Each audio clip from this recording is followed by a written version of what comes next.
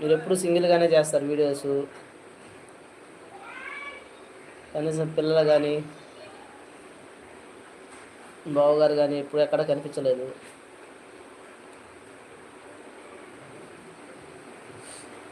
అక్కడక్కడ పిల్లలని మీ వారిని కొంచెం యాడ్ చేసుకోండి.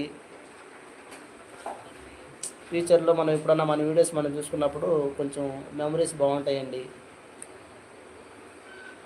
అందుకని కొన్ని వీడియోస్ అలా చేసుకోండి.